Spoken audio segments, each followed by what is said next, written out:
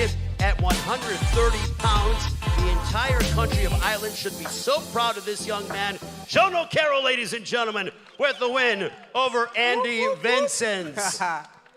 And talk about highlight reel finishes. My goodness, was that lethal by the former UFC middleweight champion of the world.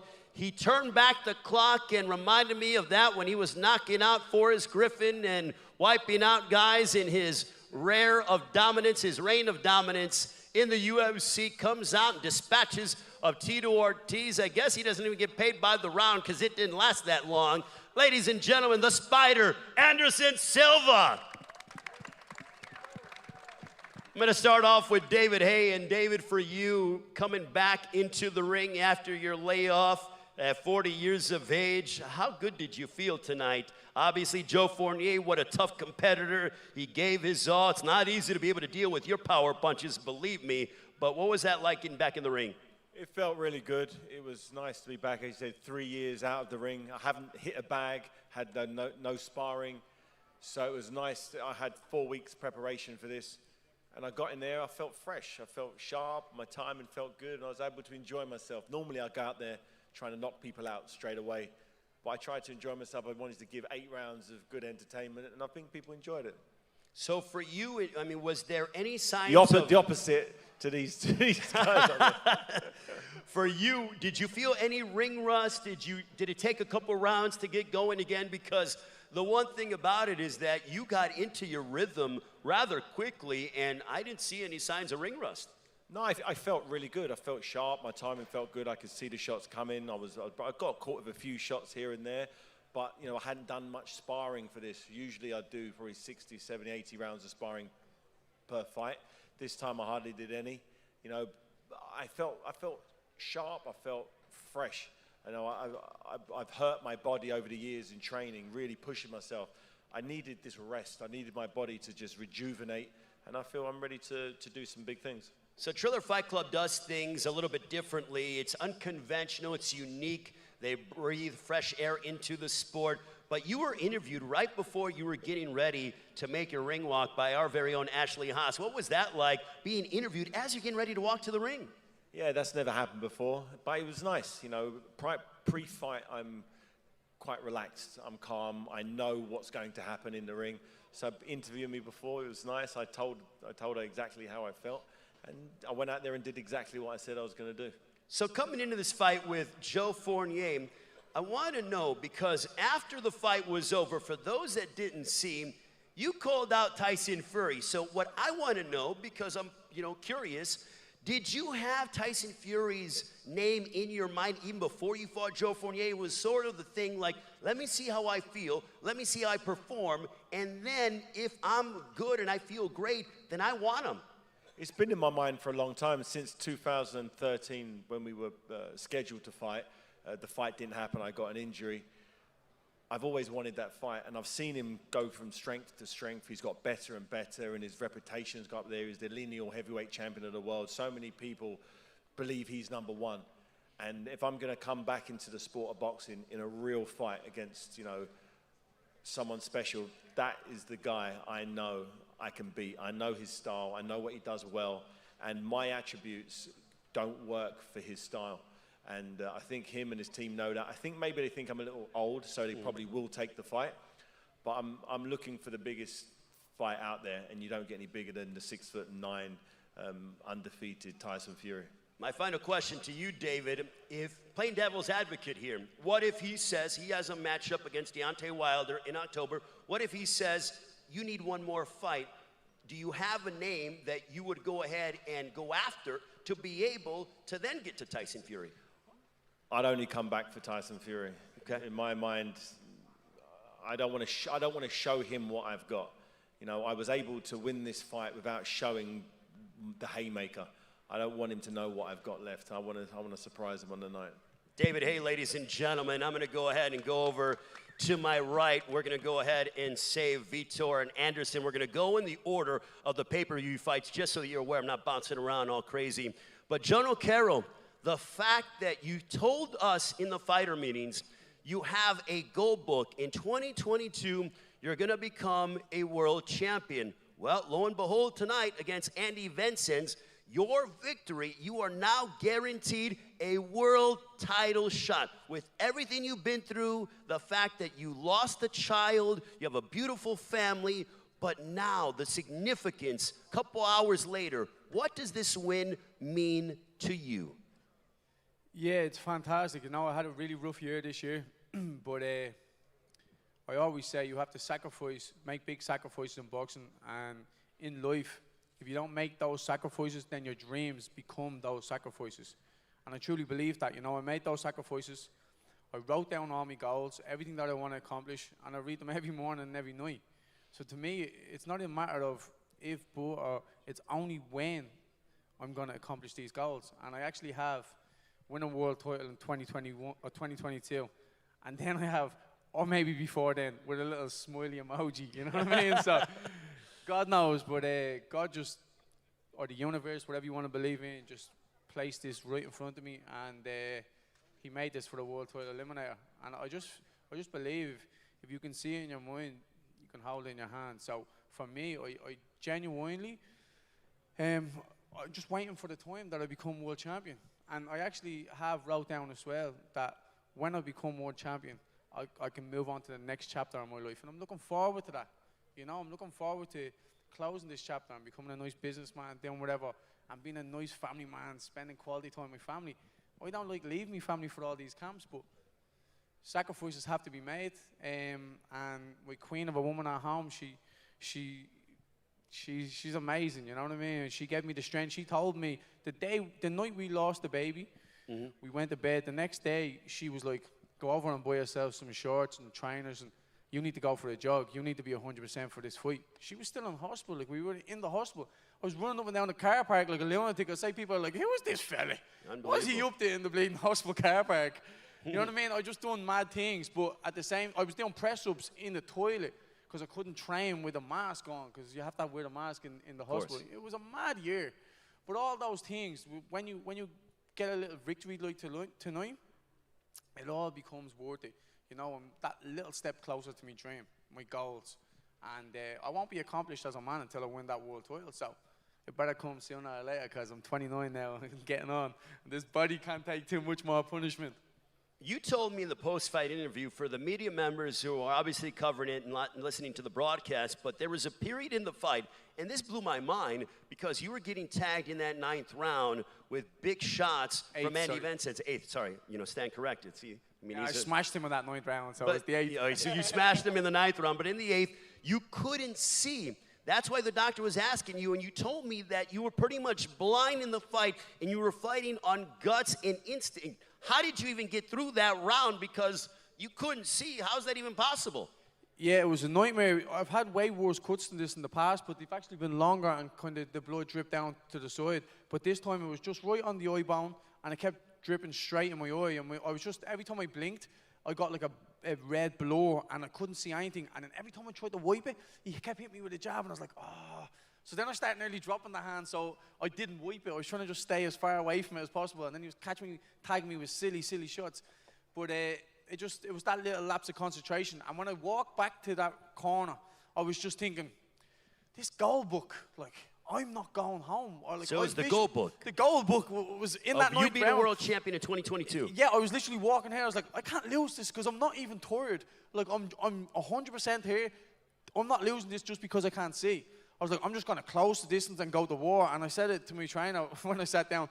He said, like, come on, we need to be winning these rounds. You're after losing them last 2 rounds. We need to win these rounds. And I said, right, do you want me just to go to war with him? Like, just close that gap so at least I can, at least if I throw and I'm close, I'm going to land. And he said, yeah, go to war room.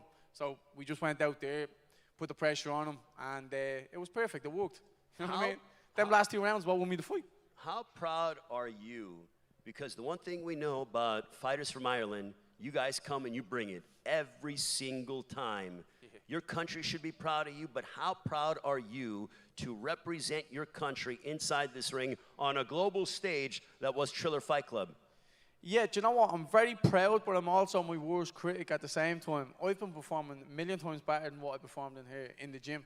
You know what I mean? So when we went back to the dressing room, me and my coach was like, we know that's not us. We know. I had 5 weeks only training for this fight, you know. So, and it wasn't correct. At times I was on knife feeds and I was sparring the next day, you know what I mean? So it wasn't correct, so we were burning the candle at both ends. And then I was like, right, I went to Mexico then, and at least the last 3 weeks, we got serious then.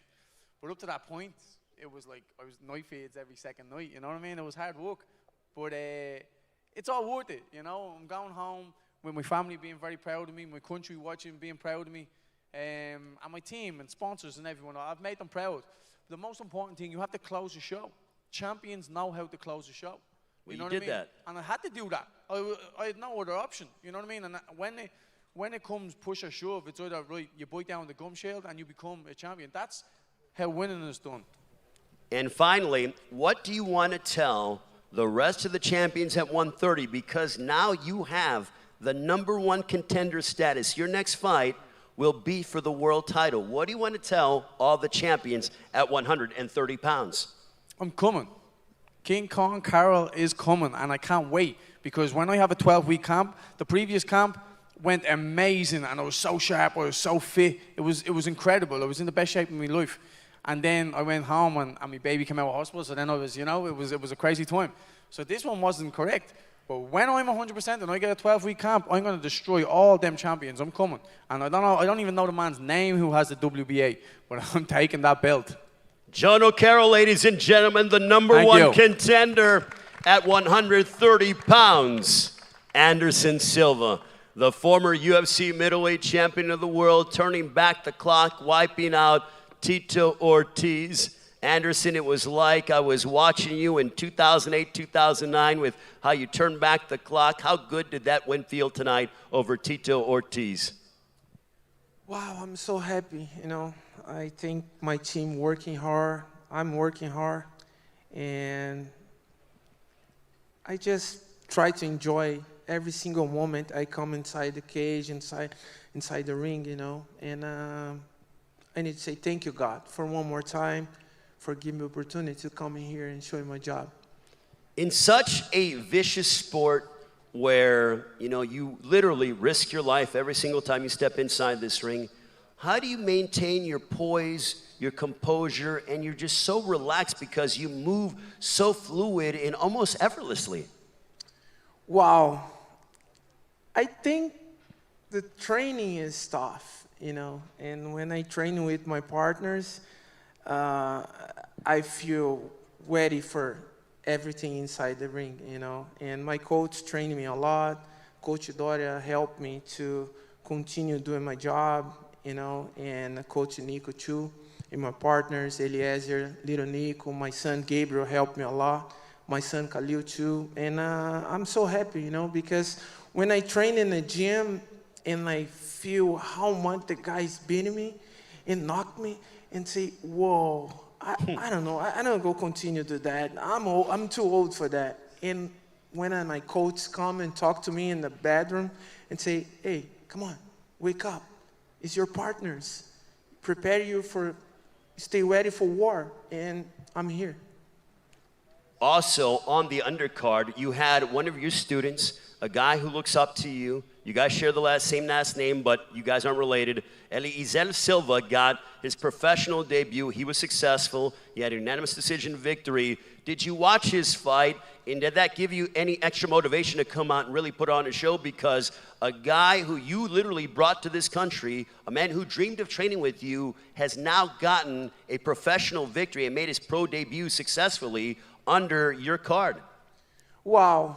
I'm so happy, you know. And I talk to him and say, man, let me tell you something.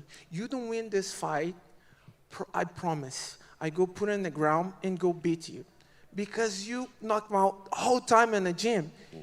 You can't fail in a fight, you know. But, yeah, Eliezer is a good guy. He's a very good kid. He's my little brother. And I custom say, I say the whole time for my friends, I don't have friends in the gym. I have a family. And Eliezer part of my family. Did you feel like Tito couldn't handle your power? I mean, obviously the fight ended quickly, but initially in the first exchange or two, did you think like he couldn't handle your power? Wow, Tito is a great fighter, you know, and I prepare my body and my mind for war. And sometimes you win, sometimes you lose, and I'm win this time, and I'm so happy. So what's next for the Spider? Who do you want? I don't know. I go home and stay with my family and continue learn more Wing Chun and training boxing. So VITOR wants Jake Paul, so I'm going to go ahead and, I want to go ahead and bring up a name that VITOR was supposed to fight against, because I know that you want Jake Paul next.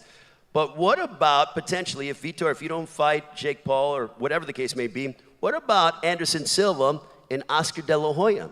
Does that fight interest you? Wow, I think the fight interesting is VITOR, because VITOR is in the front of me, and I think De La Hoya needs you to fight with VITOR, and Jack Paul and your brother have a chance for fight with me and VITOR, it's a good fight.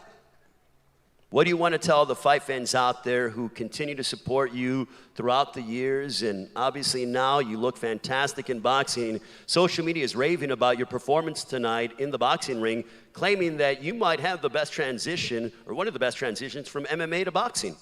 190. Wow, I trained boxing for my entire life. I remember the first time I'm in Brazil, I go to try out the soccer in a Corinthians team, and I come late, and I watching the guys running in the field, and I say, what is happening there?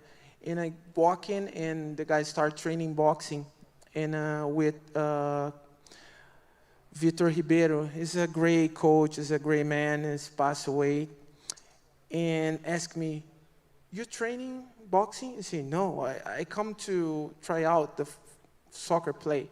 And say, okay, but what happened? I'm late. Okay. How dare you? Gloves in your shoes, come training. And I start training boxing. And I'm very lucky because when Minotauro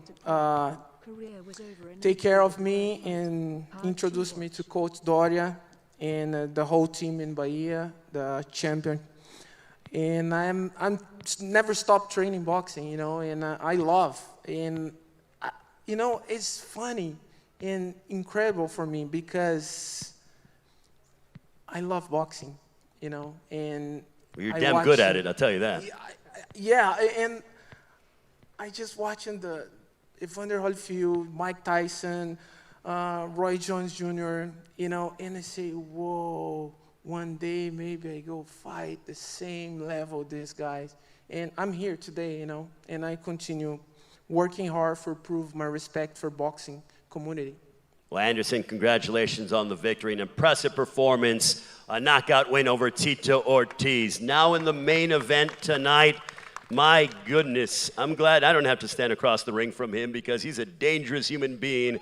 The Phenom, VITOR Belfort. VITOR, congratulations on the win. How would you classify this entire experience, fighting here on 9/11 in front of the 45th President of the United States doing commentary, Donald J. Trump, a packed house, electricity in this building, a worldwide pay-per-view audience watching on Triller Fight Club pay-per-view.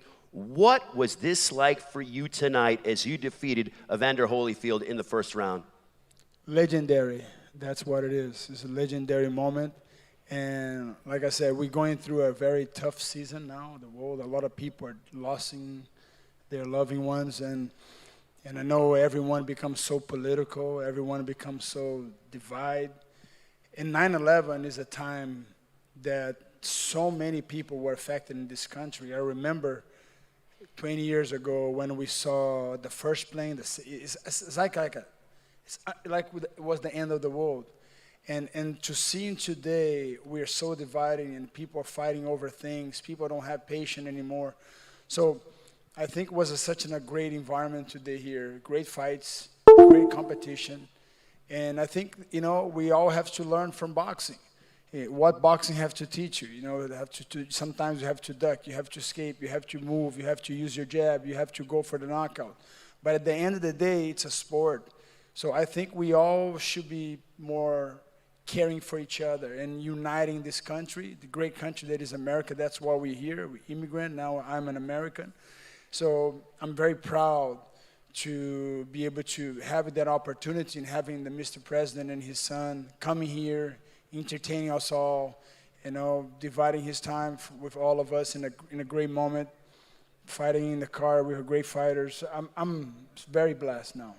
How would you classify the experience of sharing the ring? Because all of you know, when you share the ring with an opponent, there is a bond that you share. There is something that you both exchange with one another. What was the experience like sharing the ring with the Hall of Famer, the former Cruiserweight and Heavyweight Champion of the world, EVANDER Holyfield? You never judge by how many victories you have. You're judged by the guys you fought, you know, the fights that you fought. When you say, I went to Vietnam War, you know, you gotta respect that warrior. So it doesn't matter which side he was. So a warrior respect another warrior. Doesn't matter. It's like martial arts teaches something different than boxing. Boxing is a sport, an art as well, but martial art teaches you only are judged by the people you're competing against. Sometimes you have a beautiful record, but you know you didn't compete with the greatest. So for me to be able to compete with Holyfield and watching him I remember I was fighting, I was the youngest champion fighting two guys at the same night. Holyfield was fighting for $30 million against Mike Tyson, and he used to fight, you have to win $50,000 if you beat two guys. No weight division, was no organization back in the day, so it's a privilege. You know, boxing is being my martial arts, my top martial arts that I love it the most. And be able to transition and be able to come here and fighting one of the greatest heavyweight of all time. So it was a phenomenal opportunity for me. So after the fight was over, you go and Ryan Kavanaugh gets in the ring, and he said he has a $25 million winner-take-all. 30. Well, no, it was $25 million initially. Then Bobby raised it. I guess you did. You raised it. He raised five for Jake Paul, and they say Canelo is $40 million. So hold on, wait a minute. Let me get this correct. So it's $30 million for Jake Paul, and then $40 million for Canelo? Yes. How they can say no to that? So winner take all. Winner take all. So all are in. Exactly. So that's who you want next. You want either Jake Paul for $30 million, or you want Canelo for $40 million. Or if Oscar he wants to, you know, he wants to do it, he can be there too. But I know you. So either one of those three names. Where is money coming from? Is that drug money? If you had a list, Jake Paul. Jake Paul number one. He deserves it. And why is that? Because he deserves it. He's choosing his opponent. He's working with a guy he used to work with, Lorenzo, our ex-owner. He's picking his fight. Now he cannot say no to me. He got to say yes. We got to teach him a lesson. Do you think that with your performance tonight that you've painted him into a corner? If he say no, all his little fans, they're going to come. I'm going to create a YouTube channel, and they're going to have to follow me. You said they're going to follow you? Yeah, they have to come follow me. I'm going to create a YouTube channel, and I have 3 amazing athletes in my house. We're going to entertain all his fans because he doesn't have morals. He doesn't have a family values. I think he doesn't represent the fighters. Do you think that he disrespects the sport of boxing or that he respects the sport of boxing? No, he's just, he's just getting the attention. Someone has to give him a whip. That's me. So you are coming from the mindset that you are the teacher and you want to teach the student. You're his father. I'm going to put him on my lap. Wow. He's talking a lot of shit for beating a 60-year-old man. He's going to meet Daddy, Big Daddy. He's going to meet Big Daddy. He's going to call you Big Daddy? He has to. That's what you're going to do to him? You watch. I promise you. Say Big Daddy. That's how he's going to call me. Yeah, he's going to make a tattoo. Okay, so he's going to make a tattoo. Big Daddy. So now we're even furthering the storyline that you want him, if you beat him, if you guys fight. Win. No, you use the right word. I said win. Yeah, no, you say if. Okay, well, I'm not the one in the negotiations, so I have to talk hypotheticals. Okay, when you guys fight, you want to go ahead and add that. He's going to call me Big Daddy. That's all. So Jake Paul is going to have to. He's going to have to understand that it has levels. You know, in life it has level. First class, second class, third class. That's how tennis works. So I assume you saw his last fight then against Tyron Woodley. Did you No, see I didn't anything see that it. you didn't see it? I didn't see it. Okay, I don't so buy you- this pay-per-view. I'm sorry. Okay, well, I didn't either. I watched, the highlights. So, nonetheless, I don't waste my money. it doesn't matter. So you I want him invest next. my money. I watch fighters, real Okay, fighters. if you can't get Jake Paul next, Oscar De La Hoya, we wish him all the best on a speedy recovery. Would that fight interest you? We were supposed to be in Yeah. Los Angeles today, Yeah. but obviously He's the Triller Fight happiest Club- man on the planet now, my friend. You think Oscar's the happiest man on the planet? Right today? Yeah. He's the happiest man on the planet. Really? Oh, because yeah. he didn't fight you. You saw what's happened. I mean, What's I coming for did. him. I'm just trying to get what Yeah, your thoughts were. it's true. So you want, if you can't get Jake next, How they you're talking okay about with $30 fighting million Oscar. when 40 they million. I feed want just 40 went out? million. You want Canelo next. That's not on me, 40 guys. million. That's on It's them. on the table. How you say no to 40 million? Imagine. I mean, I wouldn't say no to Just 4 think million, 4-0. much less 40 million. Oh Damn. my God, I'm know? down. But I want to get my ass kicked by you. So, anyways, what do you want to tell the fight fans out there that watch tonight? And obviously, you have this desire to continue your boxing career. But what do you want to tell the fight fans out there that watch tonight?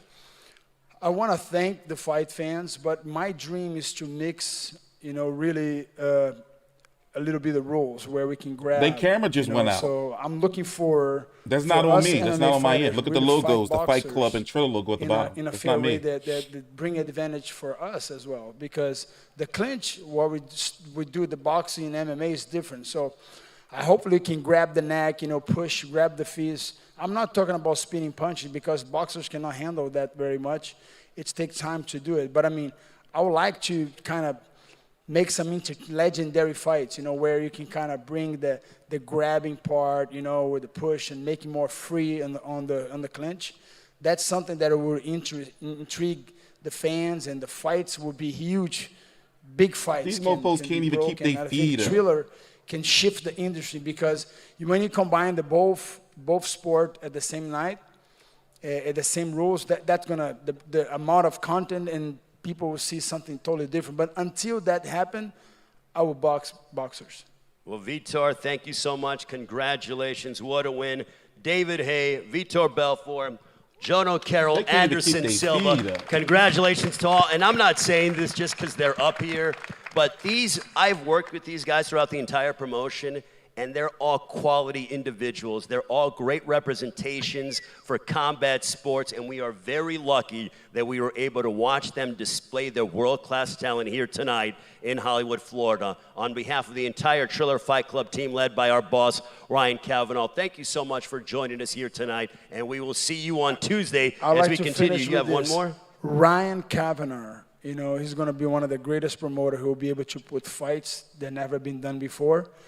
And we need to thank Mr. President Trump coming here and supporting us, and that was fantastic. And most importantly, Vitor, we want to thank the fans, because without your support, these guys, we would not have this opportunity. So thank you all very much. Thank you to the media who works very hard being away from their families. Thank you for your amazing coverage all week long. We thank you so much. We will see you on Tuesdays. We have boxing back here in Hollywood, Florida with Triller Fight Club, and then we go to the Versus battle. And then October 4th, Teofimo Lopez, George Kambosos, a Monday night pay-per-view. Who doesn't love that? Thank you very much for watching Triller Fight Club Legends 2. Have a great one.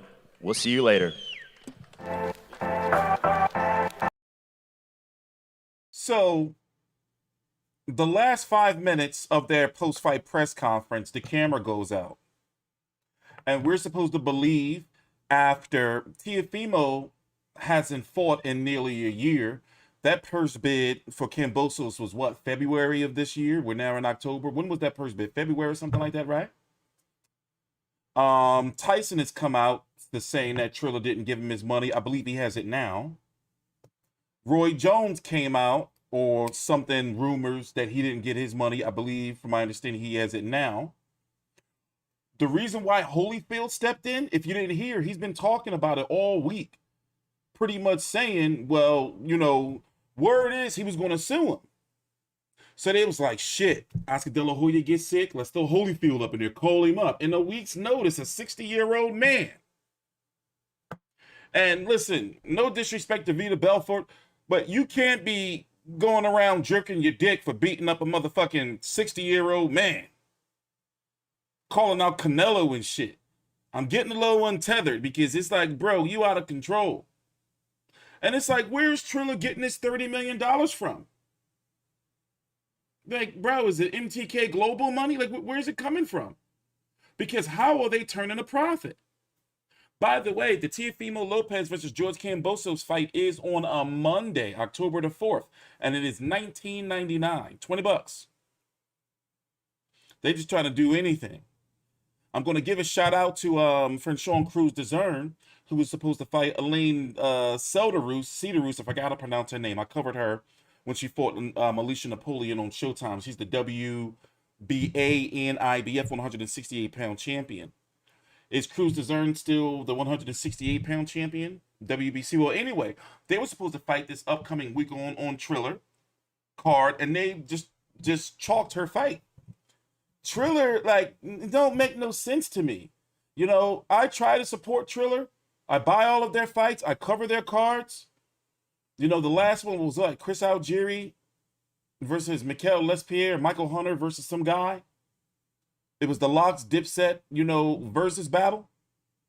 This shit is like, bro, like, okay. First of all, let me apologize to you guys. I was ill last night.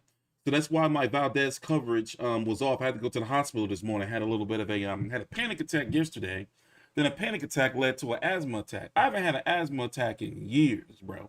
Look at this shit on my neck. I was fucking in a coma because of that shit. So I was scared.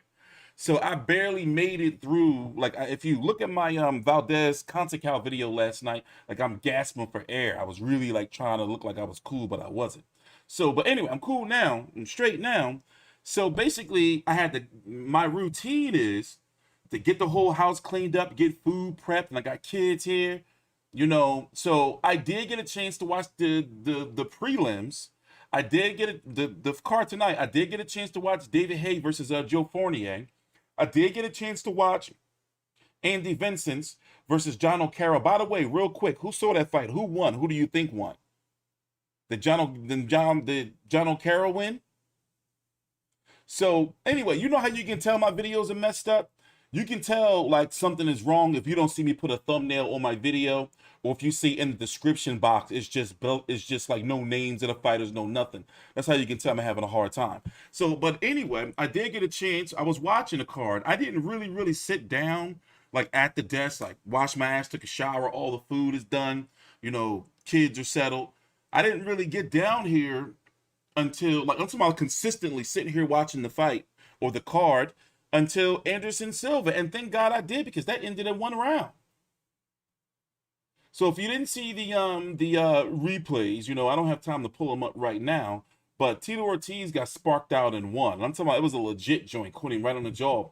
Also, the man, Tito Ortiz, has been bitching for like a month now about how he had to get down to that 195 pounds. He was 5 pounds overweight. So he had a crazy weight cut, like 40 pounds or some shit. So he take one tap on the jaw, he went down. He was asleep, mouth wide open on the canvas, like knocked the fuck out. Legit joint. Anderson Silva's doing really good, yo, because it seems to me, and I said it in my video, that he has the potential to probably make more in his post-UFC MMA career, because there were some rumors of him possibly going to Bellator, but he in right now. And it's still more possible fights that he can fight. Jake Paul, Logan Paul, Vitor Belfort, Oscar De La Hoya, God knows whatever MMA fighter, you know, like Roy Jones. Like, these are fights that he can fight and have a good chance in possibly, you know, competing or winning. Now, I do admit, I did overall enjoy the card. You know, listen, I'm not going to sugarcoat the shit. It's a freak show. But at the same time, that shit's right up my alley. I love cards like this. However, I do have to say something. I like Baby Hands Ray Flores. I troll him and call him Baby Hands, but he is cringe. You know what he remind me of? Like the friend that be cool, but then once he get drunk, he get real cringe and loud and become a dickhead. You know, that's what I think of Ray Flores, because sometimes I'm thinking like, okay, bro, yes, you get the curse on Triller, but this shit seems a little forced. Also, some news that came out tonight, it seems, and I really believe that we are going to get Terrence Crawford versus Sean Porter. It was brought up multiple times throughout the night. Now, you know, you can barely remember or believe what Bob Arum has to say when it comes to fights, or anybody for real. But he said they're targeting the 20th of November. So, you know, I don't know. And, you know, and the Holyfield thing, you could tell his reflexes. I knew it with the media workout. You know, for those who were there, we were watching that shit. He looked slow, bro. Like the reflex wasn't there. And then him getting caught with the shot, it was a right hand around the guard, and then it was an uppercut, but he was trying to evade it and go backwards, so he went down. By the time he got up, somebody is young and with the alleged TRT, testosterone replacement therapy, he used to call him when he was in UFC, TRT VITOR, or TRT Belfort. And a lot of people are thinking he's on that shit now. You know, somebody like him with that energy, just give that old ass man Holyfield a flurry like he did, you know, and the referee had no choice but to stop the fight. Because the last thing anyone needs, Triller, former President Donald Trump, all the motherfuckers on that day, you do not want Holyfield getting hurt. They shit on the fight. So I'm glad that it was over. I'm glad it was over. And once again, bro, listen. With everything that we've been seeing, and I cover boxing, even if I'm not doing videos, and I've said it before, I'm going to go ahead and say it. I had my day 7, 8, 9 years ago, 6, 7, 8, 9 years ago, when I used to be like what I call a beat YouTube reporter. Like every time some news come out, doing a video, rushed in on the computer. I don't do that shit no more. But however, I follow and cover boxing all day, whether it's on Twitter or whatever. I'm following the sport. So everything that we've seen from Triller after Tyson versus Roy Jones is they be strange with the change. Meaning the money be funny. That money be funny as fuck. And then they can't put on fights. Their cards are always changing. Motherfuckers coming down with mysterious COVID and shit. Moving the vents. All this. Did you hear about Teofimo Lopez's manager? Who also is the manager of a fighter by the name of Charles Conwell? Charles Conwell did an interview with ESPN saying that Ryan Kavanaugh, what's his name? No, excuse me, Ryan Kavanaugh's Triller. David McWater, the manager of Teofimo Lopez in Conwell, basically he told Conwell to fake an injury to get out of a fight, and Conwell spilled the beans. So I like Teofimo Lopez. His father, you know, I'm probably on his shit list. He confronted me at an event in Philly, and I started stuttering and shit, bitching. You know, so I'm what am I doing? I'm walking down, and he's walking up. He was taking, I'm guessing he was going to the box or something. He had these 2 little ass motherfucking cups with like pink libation. You know it was liquor. You know it was liquor. So he turned around and I looked, and he like, dude, I know you from somewhere. Mind you, I had just tore his son a new asshole in my Lopez versus Nakatani video. Anyway, the point I'm trying to make is, I don't think that COVID shit was real. I think Oscar had COVID. I ain't gonna lie. You know, he out motherfucking hugging fans and shit at his media workout. Also, I'm pissed off at Canelo because he was at the Valdez fight last night, hugging random people and shit. Like, bro, get your life together. You got a motherfucking big ass fight coming up. You know, so yeah, September has been fucked with boxing. We got Joshua Usyk. I hope the motherfuckers are locked away. So what I'm saying is, everything going on with Triller, they can't sell no pay-per-views, and pay-per-views is dead. Did you hear about Jake Paul versus Tyron Woodley, about 500,000 pay-per-view buys at $49.99 here in the States? That equals to about $24 million. Half of that goes to the network, close to half, if not half, goes to the network to broadcast. That leaves, what, about $12 million left to split between the fighters? Like, pay-per-view is dead, yo, especially when it comes to the target demographic that they're after, the 18 to 34 and younger, which are Jake Paul fans. Them motherfuckers, them links are flying. Them motherfuckers know how to watch this shit for free. They know how to watch this shit for free. And this pay-per-view right here, I don't know, unless, you know, it was a power move. You have to give him credit. It was a power move by Triller to have Donald Trump, bro, for the whole broadcast. And they had Donald Trump, bro. You know, and his fan base is loyal. That's 82 something million voters right there. And, you know, they follow, but did they buy the fight? Did they say, oh shit, Donald Trump fighting? I mean, Donald Trump back? But then Holyfield is on that motherfucker? Everybody I talked to, you know, especially when I was a doctor, they asked, oh, what do you do, you know, for a living? It always happens. And so, you know, I'm a journalist, pretty much retired, but, you know, I do boxing videos on YouTube. It's like, oh, yeah, you know, one of my favorite fighters was Evander Holyfield. I'm like, just so happened that motherfucker fighting tonight. I didn't say it like that. I was like, oh, yeah, you watching a fight tonight? He's like, what fight? I said, Holyfield fighting tonight. This is the motherfucking triage nurse. He like, what the fuck? And I said, Donald Trump gonna be there. He was like, he gave me like that look at disgust, like he was like, what the fuck is going on? So you got 50 Cent, Donald Trump, Baby Hands Ray Flores, Evander Holyfield, Tito Ortiz getting knocked out in one round. You got that tall woman, the tall black Triller girl. I like her. I like the big woman. You know, this is some bizarre shit. You got the Triller guys offering. Put it this way. Now listen to this ridiculous shit.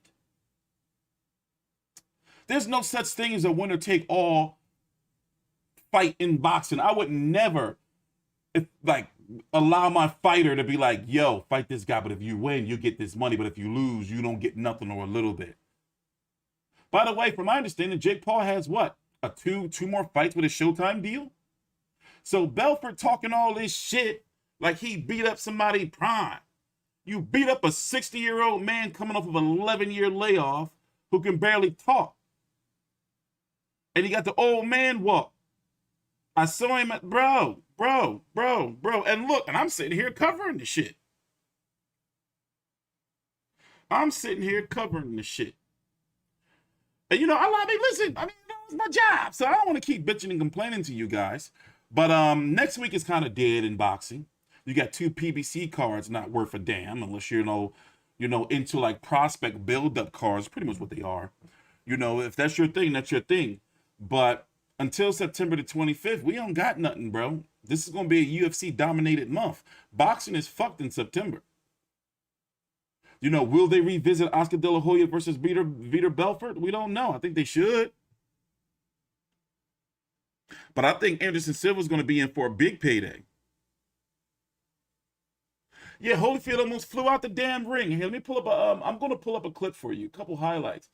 My man almost flew out the ring. He threw one hard hook, damn near flew out the ring. I thought he blew his knee. Or he was going to do a David Haye and tear his ACL. By the way, about David Haye, how did he look tonight to you guys? To me, he looked like shit for a guy who's fighting a non-boxer. Remember, David Haye is relatively fresh. Even though his last 2 fights, which were 3 years ago, both back-to-back, he blew his fucking knee and tore his ACL and you know, some old shit like that. But overall, I'm like looking at David Haye like, yo, he done it. He calling out Tyson Fury. See, he the only person he want to fight is Tyson Fury. And then he said, what did he say? I didn't really want to show him, you know, too much. I'm pulling up the highlights now. He's like, I didn't really want to show him too much. Like, excuse my language, but nigga, you just fought a fucking dude who never fought before. You fought your sparring partner. And you didn't do shit. Yeah, David Haye won. And it was 2-minute rounds, but it was like, bro, ew. Make me sick. And I know Triller probably going to be pissed and probably try to copyright me. Make me sick. Because they be real strict about their highlights. Like, motherfucker. Like, you motherfuckers need to get with the program. Hold on, I'm pulling up these highlights now. But Tito Ortiz, though, he got motherfucking slept. Here, I'm pulling that up right now. As Tito Ortiz closes in on the... He got his ass slept.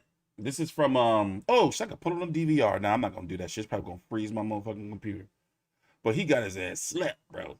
Let's go take a little gander. Let's go take a little gander, bro. Corner, not a lot of these punches landed. Yep. He's swinging and missing, but he caught. And look at that slow ass shit Tito was doing. That shit was weird looking. Straight right there. Listen, I like it. Look, it's all stiff and short. Ew. Pause. 2 minutes because of this right here. Now, people were saying that this is fake. You don't fall like that and lick the canvas, bro. He was asleep. Now, he's had a huge, crazy, outrageous weight cut. Think about it. You prefer the 2-minute rounds as Tito? He had a huge, outrageous weight cut, bro.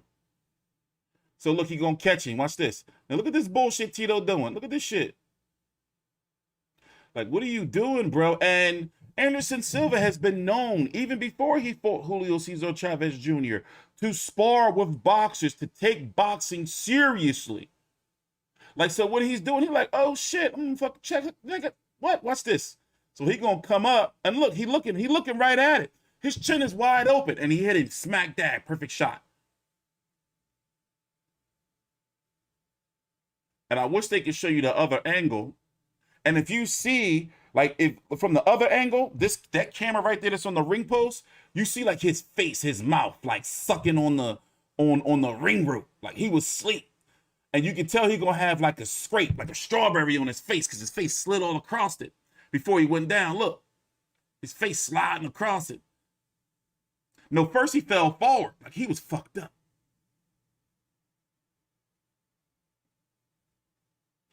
Bro, you don't fake like that, bro. Bro, he was fucked up. Bro, look at all that dead weight.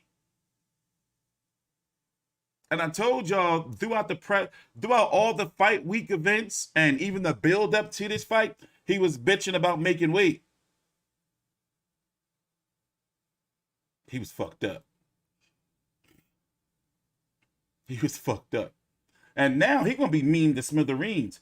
Listen, he got brutally knocked out, bro. I'm pulling up another clip for you. Give me a minute. And poor old fucking Holyfield. Shit. He bet just go home. You made a lot of money tonight, Evander, and Triller fulfilled their obligation to you, bro. Just go home. You know, his kids was like, yo, like, bro, we don't need you, Paw. He's somebody, Paw. That's Paw. You got TRT Belfort going around bragging and calling out motherfucking Canelo for beating up somebody, Paw. Bro, you out of control. But maybe that's that TRT rage. Who knows? Maybe that's that TRT shit. You beating up on the elderly and you talking shit. People are nuts. Here, I'm gonna get here's a clip right here. People are nuts. You beating up on the elderly and talking shit. Talking about Canelo. Here, I'll let it play.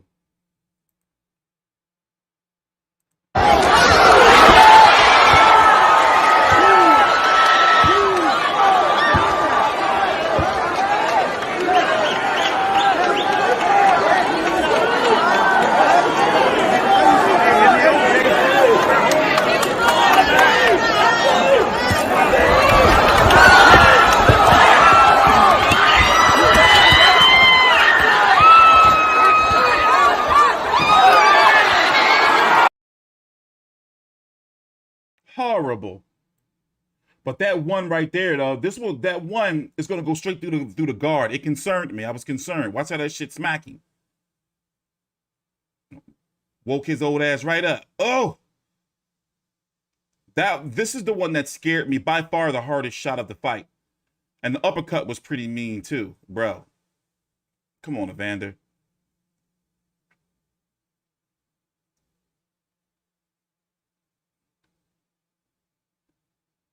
Come on, Evander. Well, I'm glad he got his money. Ooh, look at that body shot, though. I'm glad he got his money.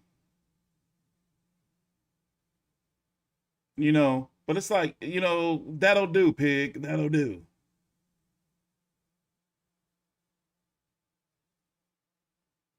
Crazy.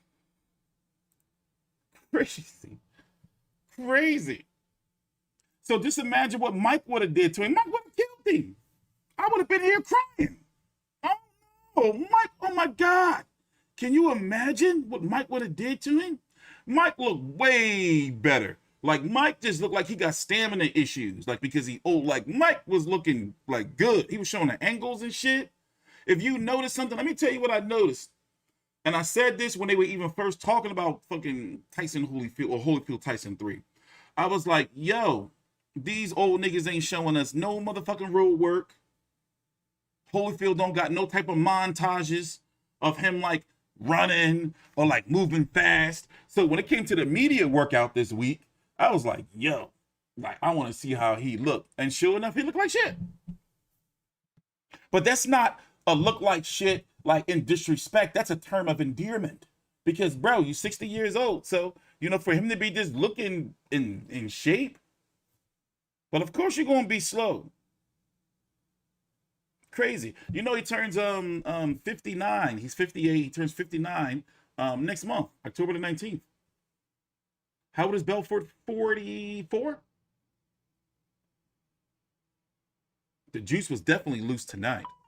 Probably in all the fighters on his got doggone card.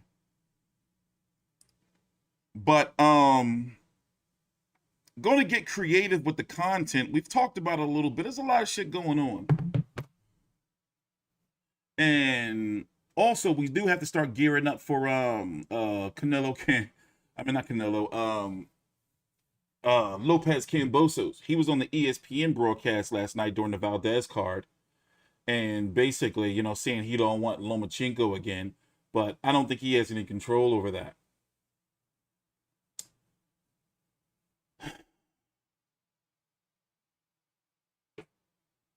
Yeah, and that's true. It's a, you know, 2-year, it's a 10-year layoff. The last time he fought Holyfield was against Brian Nielsen in May of 2011. It was 10 years ago, over 10 years ago. I think it's 48.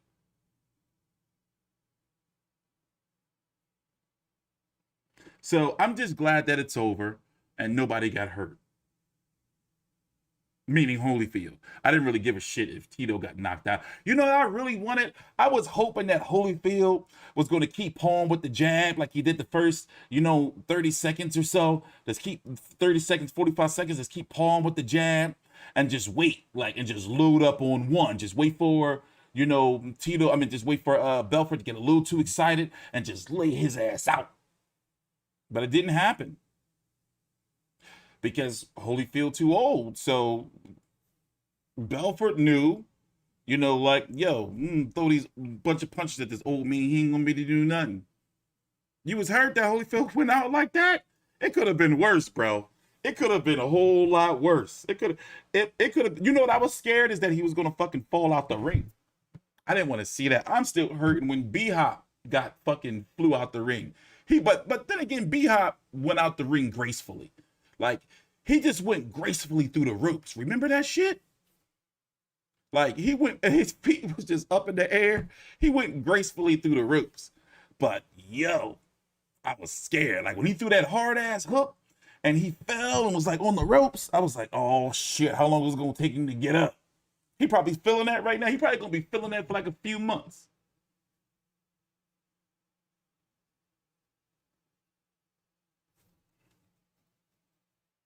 I don't believe, man, I'm not trying to hear that shit about Teofimo Devin Haney. I don't believe it. Yeah, his balance wasn't there. He's fucking 60. So, a game plan that I think would have worked for him,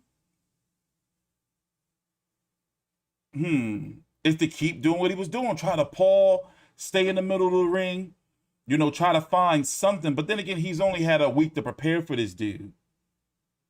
So, because I just want him to keep pawing with the jab. And just once. He did go out gracefully. Bro, let's go. Let's pull this up real quick before we go. He did go out gracefully. Let me see. He went, through the ropes. You know how, Olympic swimmers, not the swimmers, what are the people, the divers? How, they get more points by, not creating a splash? Hopkins Smith. He went elegantly through I think only his toes had clipped the ropes, as he was going out. Watch, I'm telling you, look. Let me see if they show it. Damn, I miss HBO. You know, Jim Lemley was supposed to call this fight. He was like, fuck that, I'm not doing this shit. You know, he would have probably cried anyway. He probably would have cried.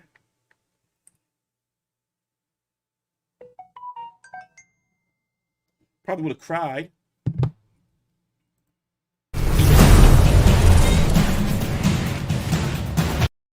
By the way, B-Hop was 50 years old. Let me tell you. Oh, shit. So listen. All right, I'm going to tell y'all a story. So I was at B-Hop very last media workout here in Philly at the Johan gym. And I'm looking at B-Hop working out. Now, B-Hop was 50 at the time. 50, just 8 years younger than Holyfield, but not, you know, like as punch drunk and in as many wars. So I'm looking, hold on, let me, Hopkins media workout. When it comes to them old motherfuckers, look at their feet. Like, I was looking at his feet and it was like, what is he doing? I was like, B-Hop is tiptoeing around. So look how, so if you see how he was moving, I was like, yo, this dude.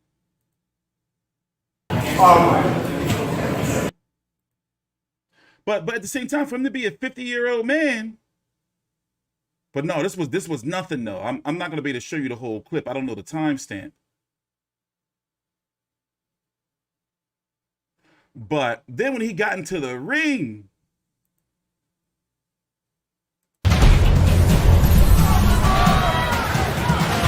everyone ready? Ready, Joe?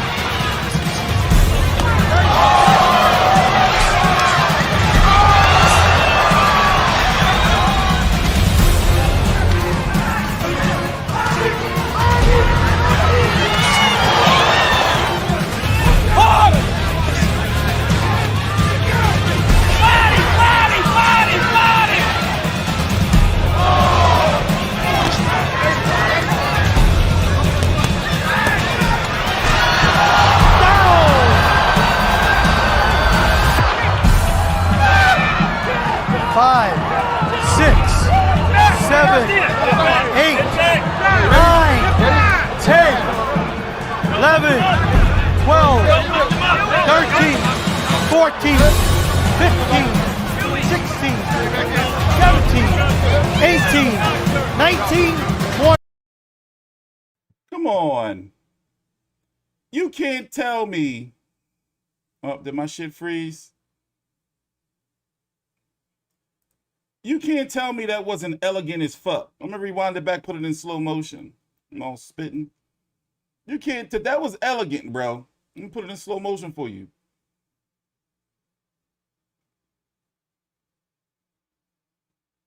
Like, I've never seen somebody like so light. Like a feather.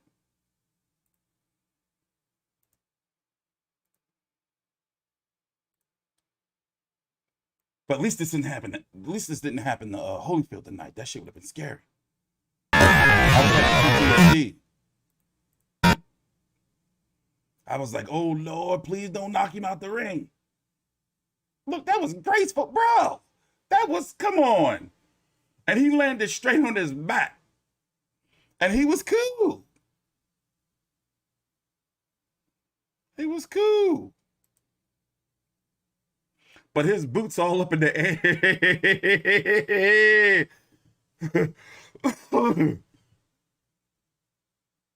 Look, that shit didn't even make a sound.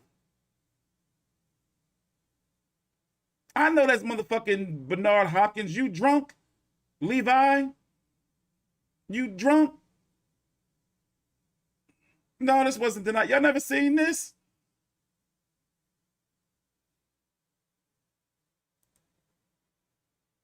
And he just was down there chilling. Look, he down there chilling. Like, what the fuck? Look, that shit was elegant.